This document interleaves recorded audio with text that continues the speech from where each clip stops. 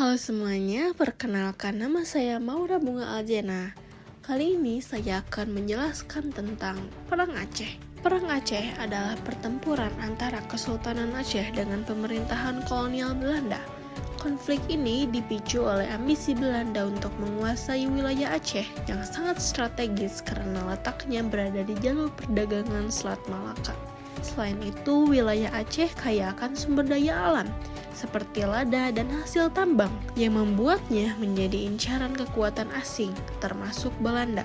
Pada awalnya, Aceh diakui sebagai wilayah berdaulat oleh perjanjian internasional, yaitu Traktat London 1824, di mana Inggris sepakat untuk tidak mengganggu kedaulatan Aceh. Namun, keadaan berubah setelah Inggris dan Belanda menandatangani Traktat Sumatera pada tahun 1871.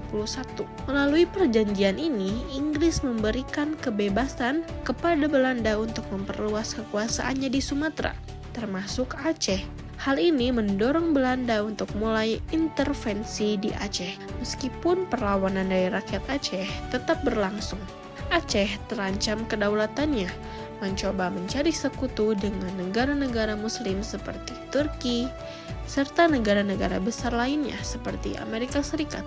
Sayangnya, sebelum bantuan dari luar datang, Belanda memberikan ultimatum kepada Aceh untuk tunduk pada pemerintahan Hindia Belanda yang ditolak oleh Sultan Aceh pada saat itu, Sultan Mahmud Shah II, pada tanggal 26 Maret 1873. Belanda akhirnya menyatakan perang terhadap Aceh.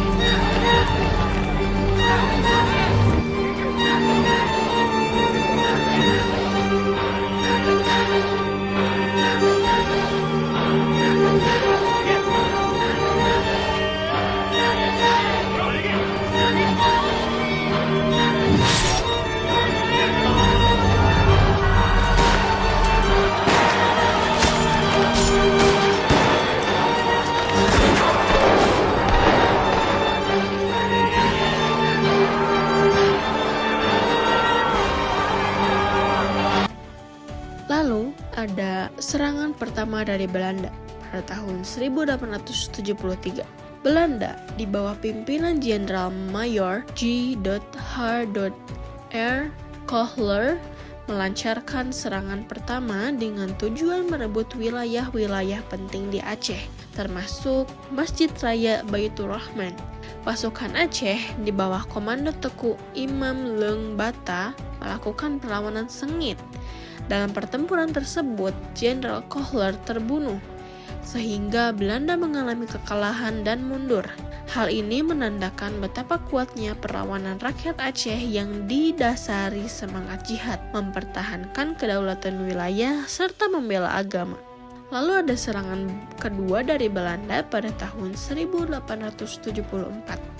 Setelah kekalahan pertama, Belanda kembali menyerang Aceh pada Desember 1873 di bawah pimpinan Jenderal Van Swieten. Meskipun Belanda berhasil menduduki Masjid Raya Baitur Rahman dan Istana Kesultanan Aceh, perlawanan rakyat tidak padam. Para pejuang Aceh terus melanjutkan pertempuran. Mereka mengangkat Sultan Muhammad Daud Shah sebagai pemimpin yang baru untuk meneruskan perjuangan. Rakyat Aceh tidak mudah ditaklukkan karena semangat jihad dan kekompakan antara ulama, oleh balang, dan rakyat biasa. Lalu ada serangan ketiga atau dikenal dengan Perang Sabil dan perlawanan gerilya. Pada tahun 1884, para pemimpin Aceh seperti Tuanku Hashim, Panglima Polim, dan Tengku Ciditiro memproklamasikan Perang Sabil atau Perang Sabi. Ini adalah perang suci melawan penjajah yang berarti rakyat Aceh akan terus bertempur hingga mencapai kemenangan atau gugur sebagai syuhada. Dengan semangat ini, perlawanan rakyat semakin meluas.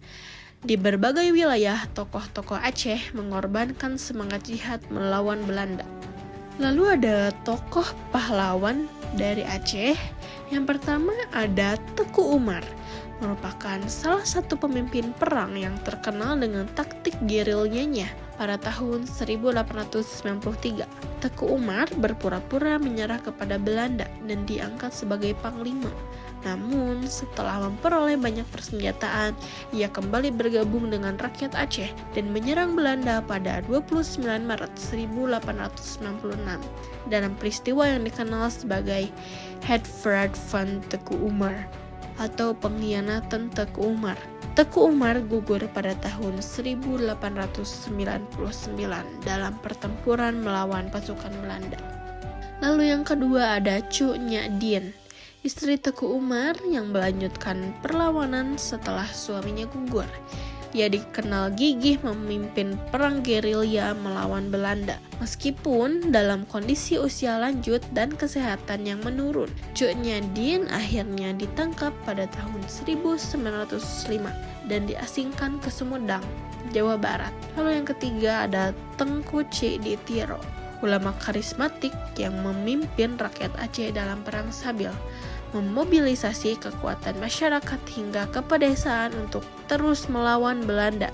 Ia gugur pada tahun 1891. Namun, perjuangannya diteruskan oleh putranya, Tengku Ma Amin Ditiro. Lalu, ada strategi Belanda, yaitu konsentrasi Stelsel dan Snoekhoogrege. Konsentrasi Stelsel dan Snoekhoogrege.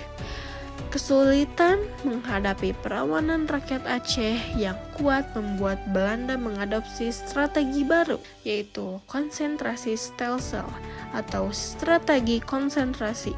Melalui strategi ini, Belanda membuat pos-pos pertahanan di wilayah-wilayah strategis untuk mengisolasi pergerakan pasukan Aceh. Selain itu, mereka mulai menggunakan pasukan lokal Korps Marcos yang terdiri dari pribumi Indonesia untuk menghadapi pejuang Aceh. Tokoh Snoekhoogrege, seorang ahli Islam yang berpura-pura masuk ke dalam kehidupan masyarakat Aceh dengan nama samaran Abdul Ghaffar, memberikan saran kepada Belanda untuk memecah belah masyarakat Aceh. Ia menyarankan agar kaum ulama dilawan dengan kekerasan, sementara para bangsawan diberi kedudukan dalam pemerintahan Belanda.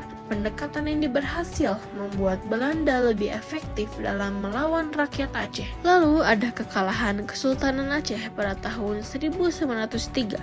Sultan Muhammad Daud Shah akhirnya menyerah karena tekanan yang terus-menerus dari Belanda. Namun, perlawanan rakyat Aceh tidak langsung berakhir. Para pejuang masih melakukan pertempuran gerilya, terutama di wilayah-wilayah pegunungan. Salah satu tokoh yang gigih melanjutkan perlawanan adalah Cu Nyak Meti, yang terus berjuang hingga ia gugur dalam pertempuran pada tahun 1910. Akhir dari Perang Aceh, yaitu Perang Aceh resmi berakhir pada tahun 1912. Meskipun perlawanan sporadis dari rakyat Aceh masih terjadi, perang ini menunjukkan betapa kuatnya semangat rakyat Aceh dalam mempertahankan kedaulatan dan melawan penjajahan, serta menjadikan Perang Aceh sebagai salah satu perjuangan terpanjang dan terberat dalam sejarah kolonial Belanda di Indonesia. Lalu ada peninggalan dan penghormatan para pahlawan Aceh seperti Teku Umar, Cu Nyak Dien, Cu Nyak Meti, dan Teku Ciditiro kini dikenang sebagai pahlawan nasional Indonesia. Semangat perjuangan mereka telah menjadi inspirasi dalam mempertahankan kemerdekaan dan melawan penindasan. Perang Aceh merupakan bukti dari keteguhan rakyat Aceh yang tak mudah menyerah dan memiliki semangat juang yang tinggi. Dengan semangat jihad yang mereka pegang, perjuangan rakyat Aceh membuktikan bahwa mereka mampu mempertahankan wilayah dan kehormatan mereka selama hampir 40 tahun melawan penjajahan Belanda. Perang Aceh adalah simbol perjuangan tanpa akhir melawan penjajahan. Selama 40 tahun rakyat Aceh bertarung mati-matian untuk mempertahankan tanah air mereka dari Belanda. Dengan harga yang tak terhitung, jiwa dan raga, meskipun perang itu berakhir, semangat juang mereka tetap hidup, mengingatkan kita akan harga kemerdekaan dan pentingnya persatuan. Perjuangan Aceh mengajarkan kita pentingnya kemerdekaan dan betapa mahalnya harga sebuah kebebasan. Sekarang dengan kedamaian yang kita nikmati, kita mengenang dengan penuh hormat dan penghargaan atas setiap jiwa yang gugur. Perang Aceh adalah bagian dari sejarah yang membentuk bangsa ini, mengingatkan kita akan pentingnya menjaga persatuan dan menentang penindasan apapun bentuknya. Hari ini kita mengenang mereka dengan hormat dan berkomitmen untuk menjaga kedamaian yang mereka perjuangkan. Terima kasih telah menonton video ini. Semoga cerita Perang Aceh ini terus menginspirasi kita untuk menjaga perdamaian dan menghargai perjuangan para pahlawan kita.